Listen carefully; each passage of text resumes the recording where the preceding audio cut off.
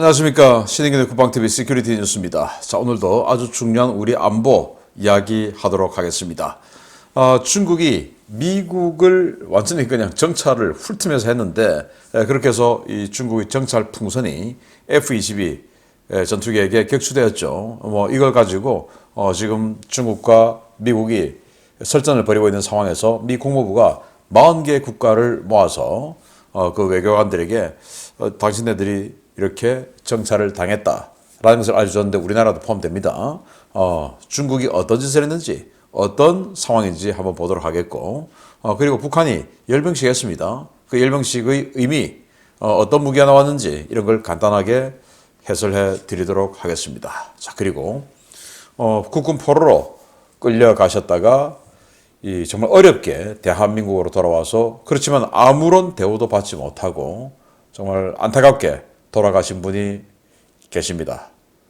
그분이 어떻게 해서 이런 일을 당했는지, 또 어떻게 대한민국 정부가 그분들을 버렸는지, 그럼에도 불구하고 친북, 비진양 장기수, 종북 이런 자들을 예우하는지 이런 것도 보도록 하겠습니다. 신인균의 국방TV 구독, 알림, 좋아요 눌러주십시오. 6.25 전쟁 당시 나라를 지키기 위해 자원 입대에 싸우다가 중공군에게 포로가 되어 북한으로 끌려간 뒤 수십 년간 강제 노역을 당하며 한많은 인생을 사셨던 한재복 선생께서 2월 8일 별세하셨습니다. 나라를 위해 목숨 바쳐 싸웠던 선생께 친북 성향의 좌파 정부들은 가혹한 대우와 판결을 내려 그들이 과연 대한민국 국민을 위한 정부인가를 의심케 했던 사례였습니다. 1951년 17살의 나이로 자원 입대해 제7보병사단에서 최전방 소총수로 나라를 위해 싸우다 포로가 됐다 50년 만에 탈출해 조국의 품으로 돌아온 한재복 선생이 2월 8일 지병으로 별세했습니다.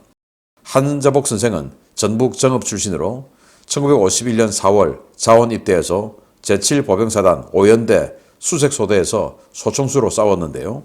1951년 12월 강원도 회양군에서 벌어진 중공군과의 격렬한 전투에서 포로로 붙잡혀 무려 50여 년이나 북한에 억류되어 있었습니다. 북한은 국군 포로였던 한 선생을 탄광 노동자로 강제 노역을 시켰는데요.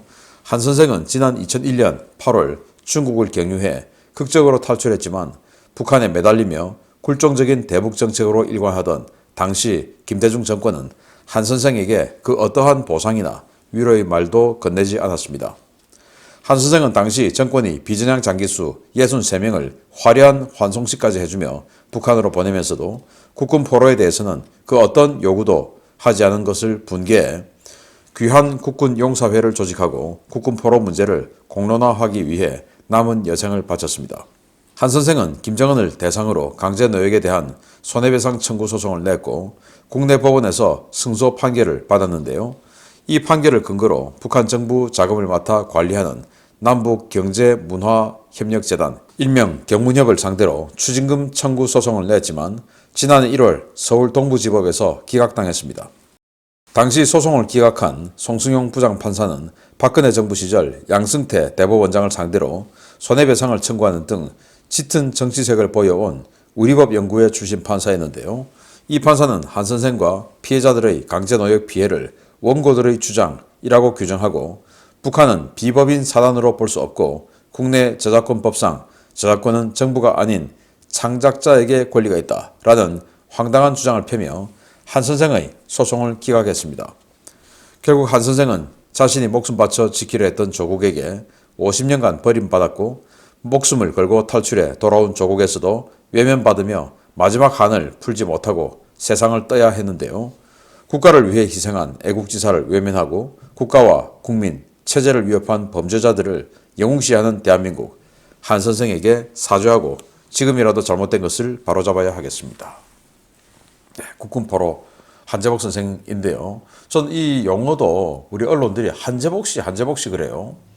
나라를 위해 싸우다가, 대한민국을 지키기 위해 싸우다가 끌려가서 북한에 귀화하지 않고 50여 년간 강제 노역에 시달리다가 돌아오신 분을 한재복 씨라고 이야기하는 언론. 그런데 그 언론, 그 자들은 비진양 장기수, 즉 간첩, 빨갱이들은 어떻게 이야기하냐.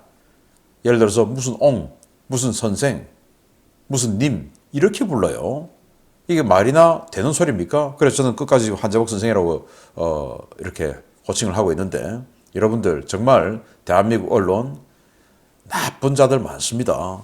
자, 이분이 김대중 정권 시절에 돌아왔습니다. 그런데 김대중 정권 시절 아시다시피 6.15 남북 정상회담 하면서 굉장히 화해무드를 하던 그런 상황에서 63명의 비전향 장기수를 보내줬어요. 그 비전향 장기수 중에서는 포로였던 사람들도 있고 간첩이었던 사람들도 있어요. 그 사람들을 보내줬습니다.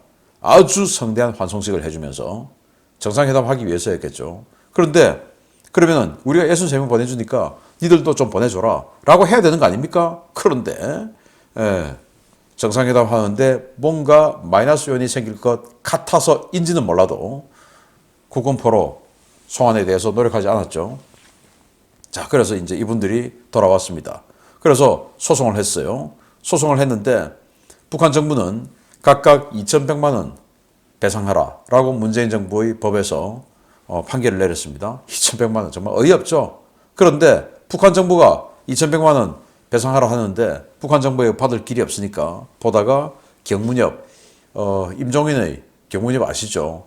우리나라에서 저작권 수거해가지고 노동신문이다. 뭐 이런 거 봤으니까 저작권 내놔 해서 방송국에다가 삥 뜯어가지고 북한에 보내주는 바로 그 자들입니다. 그래서 여기 보면 확인서, 위임장 해서 경문협에게 모든 일을 위임한다라는 위임장까지 있어요. 그래서 그 경문협에다가 우리 북한 정부에게 돈 받아야 되니까 그럼 2,100만 원 니들이 내라 라고 했는데 경무집은 못 주겠다 라고 이제 소송이 붙은 겁니다. 그걸 우리법 연구회 출신 좌파 이 법조인 그 판사 그룹이죠. 여기 출신의 정말 수상한 이 송모 판사가 판결을 내린 겁니다. 기각.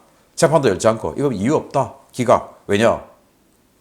이런 합의서가 있음에도 불구하고 그럼에도 불구하고 이건 대한민국으로 봐서도 창작한 사람이 저작권을 가지고 있는 것이지 정부가 가지고 있는 건 아니다. 그러니까 경무집에서 돈 줄 이유 없다. 이렇게 이야기한 거예요. 창작한 사람이 어디 있습니까? 북한에. 북한은 선전선동부에서 전부 다 관장을 하죠. 그럼에도 불구하고 임종인의 경무협은 가지고 있던 그 북한 이 선전선동부에게 줘야 될 그 돈 가지고 배상해 줄 의무가 없다. 이렇게 해서 기각해버렸어요. 미국 같은 경우도 원비어 부모에게 이런 그 압류한 이런 재산들을 주고 하지 않습니까? 우리도 그렇게 하려고 했는데 안 된 거죠. 자, 그런데 국군 포로들은 그런 식으로 대우를 하면서 비전향 장기수 범국민 환송식. 무슨 우리가 범국민이 여러분들 환송한 마음을 이렇게 범국민적으로 들었습니까? 분단에서 통일로 우리 다시 꼭 만나요. 송환 비전향 장기수 환송의 밤. 이 자들은 뭐냐? 대한민국에 간첩으로 왔다가 복역하고 나와가지고 그래도 나는 수령님을 선택하겠다 하고 남은 자들입니다. 간첩이죠. 고 맹기남 선생 통일애국장. 이 맹기남이는 직파 간첩이에요. 북한에서 진짜로 직파해서 내려온 직파 간첩이에요. 그래서 복역하고 나와가지고 살다가 죽은 겁니다. 통일애국장. 정말 기가 막히죠. 이런 상황에서 우리 대한민국을 위해서 싸우다가 정말 힘들게 강제노역을 하고 돌아온 분들에게 어떤 대우를 했습니까? 우리 위대한 좌파 정부들은. 자, 이거 여러분들 잘 아시죠? 김대중 때인데요. 자, 남북에서 외면받은 존재 국군 포로인데 장무환 선생님 사건입니다. 베이징에 있는 주중 한국 대사관에 이분이 이제 탈출해서 전화를 걸었어요.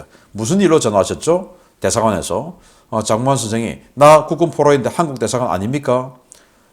대사관 직원이 맞는데요. 또 장 선생님이 내가 지금 중국에 와 있는데 좀 도와줄 수가 없는가 이래서 묻습니다. 대사관이 한숨 내쉬며 없죠. 장무환 선생님이 내가 없어요. 내가 국군 포로인데 하니까 뚜뚜 전화 끊어버린. 이게 대한민국 당시 왜냐?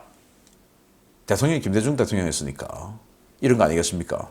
그래서 정말 우리가 국민이 이런 것들은 눈뜨고 부릅뜨고 지켜봐서 이런 자들 우리의 세금으로 이런 자들의 월급을 주고 호의호식시키는 것을 감시하고 분노하고 행동해야 되겠습니다. 두 번째입니다. 미국 영공을 침범한 중국 정찰 풍선을 미 공군이 격추하면서 미국과 중국의 갈등의 골이 깊어지고 있습니다. 미 국무부가 40개국 외교관들을 모아 중국 정찰 풍선의 위험성을 경고하면서 공동 대응을 촉구하고 나선 가운데 우리나라에서도 중국의 광범위한 불법 정찰 행위가 벌어지고 있는 것으로 확인되었습니다. 중국은 인민해방군 주관으로 전 세계를 대상으로 한 광범위한 정찰 프로그램을 진행하고 있으며 하이난 지역에 정찰 풍선 운용 거점이 있는 것으로 확인되었다고 미 정보 당국을 인용해서 CNN이 현지 시각 2월 8일 보도했습니다. CNN은 중국 정찰 풍선은 전 세계에서 운용되고 있고 미국이 확인한 것만 최소 24건이라며 이 정찰 풍선은 5개 대륙에서 정찰 임무를 수행했고 트럼프 행정부 때부터 그 존재가 식별됐다라고 전했습니다. 이와 관련해 패트릭 라이더 미 국방부 대변인은 중국 정찰 풍선은 정찰용이라는 공통점이 있지만 크기와 성능은 모두 달랐다라며 중국이 정찰 대상 지역에 맞게 맞춤형으로 정찰용 풍선을 운용하고 있다고 지적했습니다. 이 사건은 지난 2월 2일 미국 몬타나주 상공에서 발견된 중국 정찰 풍선을 추적하던 미 공군이 해당 풍선을 정찰 장비가 장착된 정찰용 풍선으로 식별하고 2월 4일 사우스캐롤라이나주 인근 해상 공역에서 격추시키면서 불거졌습니다. 폭이 30m에 달하는 거대한 덩치였던 이 풍선은 중국 신장 위구르 지역에서 이륙해 우리나라와 일본 혼슈 상공을 거쳐 미국 알래스카와 캐나다를 경유해 미 본토 중심부를 며칠 동안 휘젓고 다녔습니다. 이 풍선에는 태양광 발전 패널과 연결된 동력 장치와 정찰용 장비가 장착되어 있었는데요. 이는 일반적인 기상 관측 풍선과 다른 것으로서 미국은 이 풍선이 명백한 정찰용 장비라고 보고 있습니다. 문제는 미 국무부가 확인해 준 것과 같이 이 정찰 풍선이 미국과 일본으로 향할 때마다 우리나라 상공에서 일정 시간 머물렀다는 사실입니다. 이러한 정찰용 풍선은 일반적인 정찰 위성과 달리 이동 동선을 예측하기 어렵고 고도도 낮아 정찰기 수준의 고해상도 사진이나 영상 촬영이 가능한 고성능 정찰 자산으로 활용될 수 있습니다. 이 풍선의 비행 고도는 20km 전후로 국제법적으로 규정하고 있는 영공을 명백하게 침범한 것인데요. 향후 우리나라도 중국에서 날아와 우리 영공으로 불법 진입한 모든 비행체를 즉각적으로 요격하고 이들 자산과 연계되어 국내에서 암약하고 있을 중국 스파이 네트워크에 대한 수사도 전방위적으로 확대해야 하겠습니다. 네, 이 사진이 F-22가 격추시키기 직전의 그 F-22 탐지 장비에 실린 EOTS에 찍힌 모습이에요. 여기 이제 태양광 패널이 있고 그리고 30m에 달하는 어마어마한 크기의 풍선입니다. 그리고 이제 중간에 카메라 달려 있고 그래서 카메라 달려 있으니까 격추를 한 거죠. 그런데 중국은 기상 관측용인데 왜 그러냐? 라고 따지고 있고 미국은 무슨 소리냐? 이 모든 자료를 다 가지고 있다. 라고 지금 맞서고 있습니다. 이 풍선의 궤도를 보시면 일단 신장 위구르 지역에서 출발해서 자, 우리 대한민국 남쪽을 지나가고 있습니다. 아마도 군산 기지 그리고 대구 기지 또 우리 해군작전사령부 이런 것들을 낱낱이 살펴보고 일본 혼슈로 들어갑니다. 그래서 일본 혼슈 싹 관통을 하고 마이즈루 그리고 또 구레, 이와쿠니 이런 미군 기지와 일본 해상자위대 기지, 중요 기지를 다 살펴보고 그리고는 요코스카 같은 7함대의 사령부까지 살펴보고 그리고는 알래스카로 들어갑니다. 알래스카로 가서 알래스카 뭐가 있습니까? 미국의 MD 기지가 있죠. 그리고 엘멘도르프 기지가 있죠. 그래서 미국의 전략 기지가 있는 알래스카를 또 훑어보고 그리고 캐나다를 종단해서 미국으로 들어갑니다. 그리고 이제 미국의 각종 군사 기지를 살펴보고는 워싱턴 DC 아래에 있는 사우스캐롤라이나주 쪽에서 대서양으로 빠져나가다가 F-22에게 격추가 되는데 이게 지금 기상 관측하는 코스입니까? 아니 어떻게 가는 데마다 이렇게 군사 전략 기지들이 있는 곳만 이렇게 갑니까? 우리나라 상공도 마찬가지고 정말 나쁜 자들이죠. 그래서 영공이라고 하면 대기권 이내를 영공이라고 하고 대기권 주로 뭐 한 100km 정도를 대기권으로 봅니다. 자, 그래서 우리나라 영공을 침범한 이 중국 정찰 풍선 이게 지구를 반바퀴 돌아서 미국을 완전히 그냥 관통해서 대서양으로 빠져나가다 결국은 격추가 됐는데 이게 지금 5개가 떠 있다는 거 아니겠습니까? 그리고 4번이나 띄웠고 그중에 6번이 미국을 직접 정찰했다라는 건데 이 중국의 이런 정말 바퀴벌레 같은 이런 짓들 가만히 둬서는 안 되겠다라는 생각이 들고 위성은 최소 350에서 한 500km 상공에서 정찰 촬영을 하지만 이건 20km 상공에서 촬영하니까 훨씬 더 해상도가 좋죠. 그 고화질의 해상도 정찰 사진을 얻기 위해서 이런 짓거리들을 하고 있다. 이게 올바른 나라냐라는 생각이 듭니다. 이런 자들은 결코 예우해줘서는 안 된다라는 생각이 들고 정말 분노가 치밀어 오르는데 대한민국 정부는 여기에 미국과 어떻게 보조를 맞출 것인지 중국 눈치 보지 말고 소신 있게 행동하기를 바랍니다. 다음입니다. 북한이 어젯밤 평양 김일성 광장에서 심야 열병식을 감행했습니다. 사상 최대 규모로 진행된 이번 열병식에서는 다양한 신무기들이 공개됐는데 지난 2017년에 등장했던 초대형 대륙간 탄도미사일이 이번에도 등장했습니다. 북한이 중국과 러시아의 기술을 참고한 고체연료 방식 대륙간 탄도미사일을 거의 완성한 것으로 보입니다.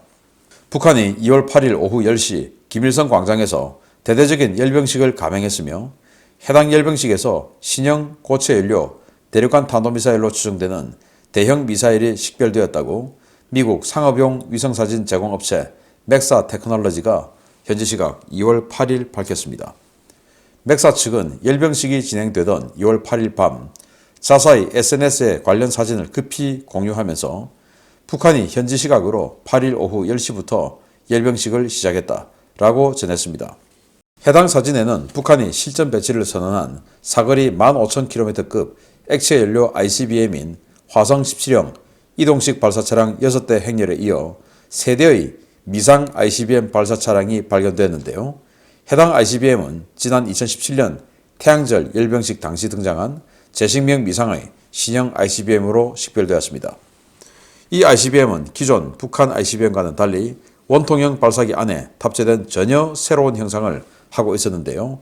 이 때문에 고체연료 ICBM 또는 콜드런치 방식의 전혀 새로운 대륙간 탄도미사일일 것이라는 관측들이 쏟아진 바 있습니다. 북한은 해당 ICBM을 공개한 뒤 단 한 번도 시험 발사를 실시하지 않았고 그 이후의 열병식에서도 해당 미사일을 공개하지 않았는데요.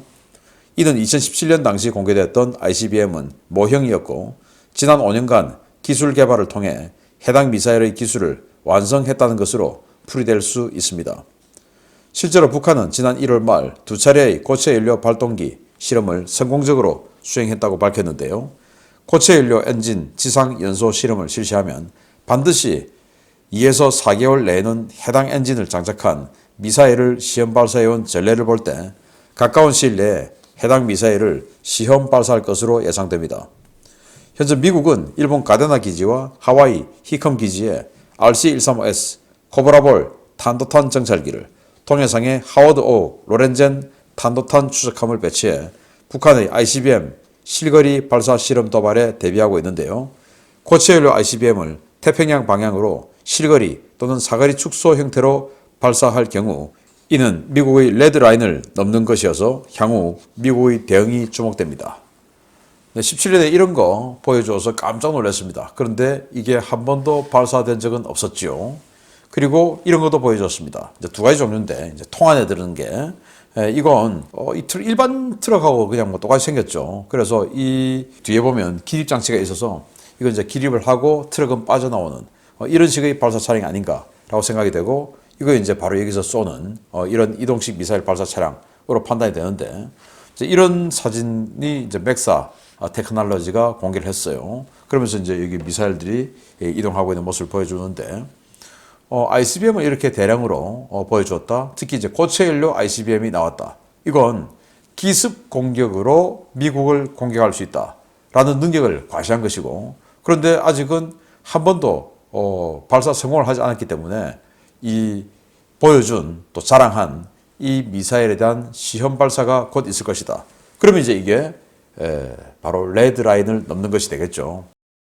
이 미사일과 이 미사일 쏠 것인데 또 자기 딸도 데리고 나왔죠. 야, 그 어린 딸에게 처음에는 뭐 사랑하는 자제분 그러다가 그 다음에는 존귀하신 자제분 뭐 존귀한 건 맞죠 북한 입장에서는. 그런데 이제는 존경하는 자제분 아니 그 뭐 11살, 12살짜리 꼬마가 뭘 존경스러운 일을 했다고 이런 짓거리들을 하고 있는데, 아무튼 북한 인민들이 이제는 이 11살짜리 꼬마에게 존경심이 정말 들어갈지, 11살짜리 꼬마를 존경하는 존귀하신이라고 칭했을 때 어떤 심리 상태가 될지 북한 인민들 부디 깨어나시기 바랍니다. 그리고 미국을 향한 레드라인 넘어서면, 비록 정권은 바뀌었지만 트럼프 정부 때 정했지 않습니까? 레드라인 넘어서면 바로 그냥 때려버린다.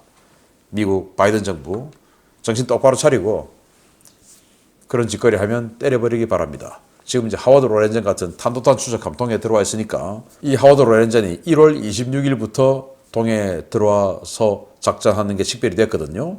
그래서 미국은 북한이 ICBM 계열을 쏠 수 있다라고 지금 판단을 하는 것 같아요. 그런데 실거리 사격 나서면 레드라인 넘은 거니까 때려버리기 바랍니다. 마치겠습니다. 감사합니다.